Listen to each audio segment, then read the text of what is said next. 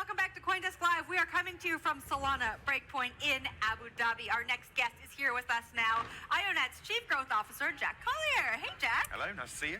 Nice to have you here. We've been talking all about the event. We're about midday on day one. What have you gotten up to?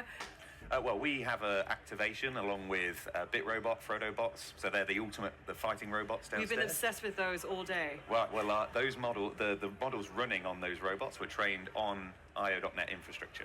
So yeah. I think that bridges us really wonderfully into the first question about IONET is, what is it? What is IONET? Well, IONET is an open AI platform.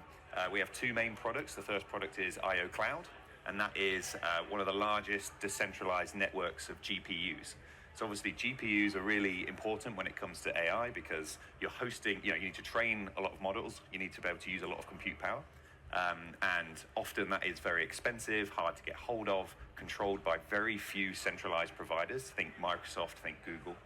And how we solve that at IO.net is that we are a network where people can opt in their supply onto the network, whether that is just a GPU, one GPU we have at home, all the way through to like large data centers.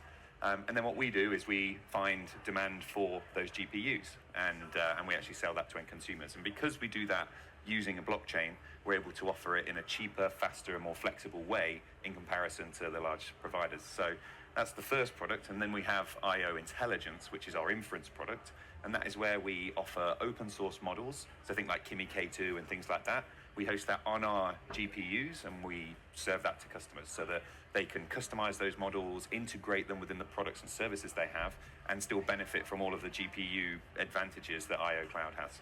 So very much seeing the convergence of two rising industries, crypto and blockchain, and AI, but also very much focusing on the friction point when it comes to the actual compute crunch we've been seeing throughout the course of the year. Oh my God. The multiple outages as well. Yeah, exactly. And a lot of the customers that we have, often they try the centralized providers first. I mean, a lot of our customers aren't even in Web3. I mean, a lot are, a lot aren't, and that's one of the biggest things with Deepin. I think it's the next thing in crypto to come out where we actually can bridge that gap and actually offer real value to people.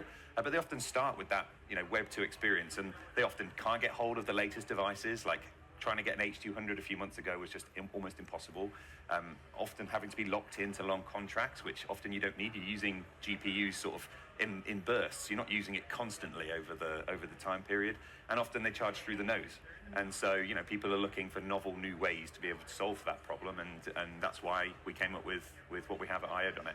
I want to come back to the robot example for just one moment. Talk to us a little bit about practically how the robots were trained based off data on IONET. Sure. So Frodobots would use, they have large data sets that they need to train these models on.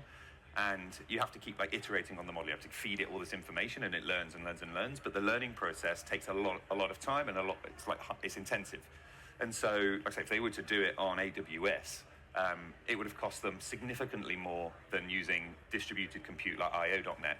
I think we have a case study on our website. I think they mentioned they saved 92% on their compute costs just by using our products and service, and that's because they will be able to use a variety of different devices to train their models. Like they could use consumer-grade 4090s and pay a fraction of the cost than they would if they used premium chipsets, but they could also have used the premium chipsets at a discount as well. And so it just means that for whatever situation you're in, whether you're time sensitive and you want to train a model really quickly, and so you might want to pay a little more for a premium device, or if you're not time sensitive and you want to do it as cheaply as possible, then you would use some of the lower grade tech to be able to do that. And that's the beauty of this sort of decentralized product and Deepin in general, is that it's just very flexible for people. So if you do have a sensitivity like that, then it can be catered for. Marissa and I were talking earlier about product market fit, and I think we're seeing in our conversations that we're having here, we're not trying to make something fit that doesn't. You said you have a lot of Web 2 customers who've found you because the Web 2 solutions, the centralized solutions, just don't work for them. And I think it's incredible to see examples like this come to fruition. We don't have to over-explain the tech. We don't have to market that all of this is happening on the blockchain. We just have to say there's something out there, there's a solution that works for you, and you don't need to know how it works on the back end. No, but you should be able to explain how some of those USPs come to life. I mean, I have a few people that say work in the energy sector, and it's kind of like, oh, well, we know you could save you 75% on your GPU costs. And often the first point is, I can't trust that. So I think everyone in Deepin, everyone in Web3 has a job to be able to confidently and calmly explain what it is that they're doing and how they're doing it, and I think often Web3 is tainted with, negative connotations, and actually we need to go back to basics. We need to go back, no, this is how the tech works. It's secure, it's flexible, it's definitely the future infrastructure that a lot of the web money, assets is going to sit on, and here's how it works. And I feel like it's on all of us to be able to explain that.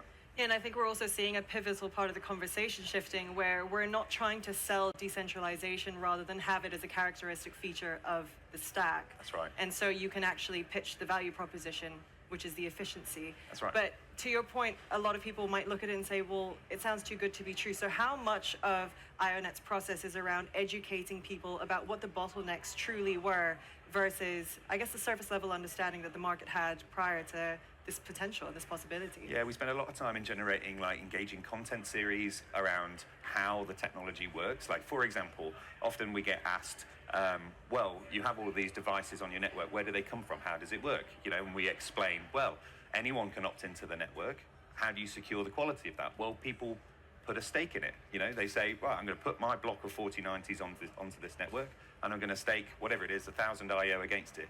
And so what that does is it disincentivizes people for lying about what their chipset is. So it's like, yeah, this is a 4090, it is based in wherever, Canada, and it is going to have these set of performance characteristics. And if it doesn't, then there's a penalization on the network. So we no longer have to trust the centralized provider to say this is what it is. It's actually more trustworthy in the fact that it's the trustless system.